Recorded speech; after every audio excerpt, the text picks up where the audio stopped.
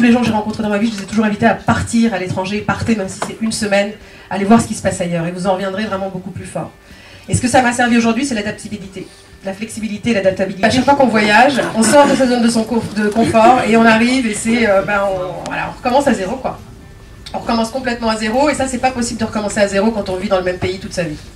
Parce qu'on recommence tous les jours une nouvelle journée, certes. On est touché par des rencontres, on est touché par des choses de la vie, mais quand vous partez, c'est le jour et la nuit.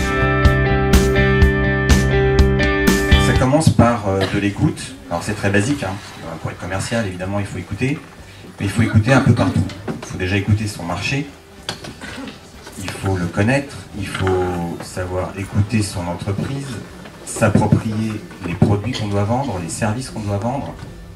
Et quand on a une bonne connaissance déjà du terrain, du contexte dans lequel on doit évoluer, pour aller chercher un objectif qui est de décrocher des nouveaux clients, et bien ça aide, mine de rien, plutôt que de partir bille en tête, j'ai un listing, je décroche mon téléphone et je déballe mon baratin.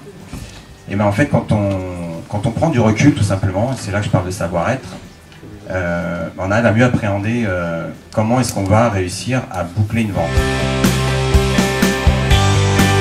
Dans la fonction commerciale, il y a un équilibre entre le fixe et le variable qui est important. Alors moi je recommanderais, c'est de bien mesurer la partie variable. Alors il y a un fixe avec lequel il faut être à l'aise, et puis il y a un package global. Pour moi c'est 70-30 plus que 40-60, voilà, c'est 70% de fixe. Quand je veux négocier, bah voilà, je dis ok, là il y a un gros challenge, bah moi je m'engage à tel effort, et puis on va le mesurer dans 3 mois et dans 6 mois.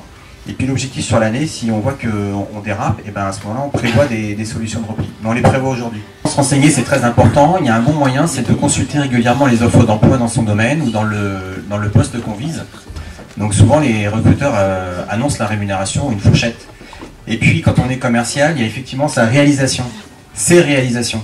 C'est-à-dire quand on a pris un poste, il faut pouvoir prouver qu'on a réussi des choses, et les chiffres sont importants pour les commerciaux et pour d'autres postes. Voilà, en 2 ans, j'ai réussi à augmenter le chiffre d'affaires de 15% sur un secteur voilà, difficile. J'ai gagné tant de clients. Et ça se monnaie. Effectivement, quand on rapporte de l'argent à une entreprise, ben, on a le droit d'en récupérer une partie.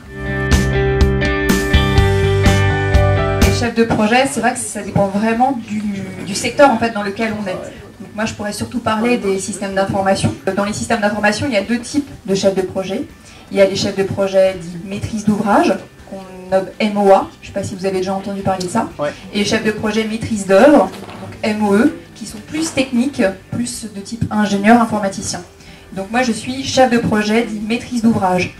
Alors la différence c'est quoi? C'est que moi en maîtrise d'ouvrage, on est expert en fait d'un métier. On devient expert des process pour son entreprise, quoi. Et on est capable de faire le lien avec la DSI, donc la direction des systèmes d'information, des ingénieurs informaticiens, pour faire le lien. Parce qu'en général, ils ne parlent pas la même langue. Les métiers et l'informatique, ils ne parlent pas du tout la même langue. Donc il faut faire le lien entre les deux.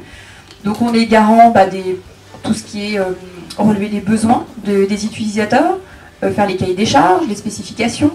Donc il y a beaucoup de livrables qu'on réalise, pas mal de documents, des livrables. Et on est responsable aussi d'un planning, c'est-à-dire qu'on a, pour ma part, quand j'ai commencé en tant que chef de projet, j'étais chef de projet d'un seul projet. Et puis au fur et à mesure, j'ai eu un peu plus de projets, maintenant j'en ai une dizaine, voire plus. Et puis après, on complexifie les projets.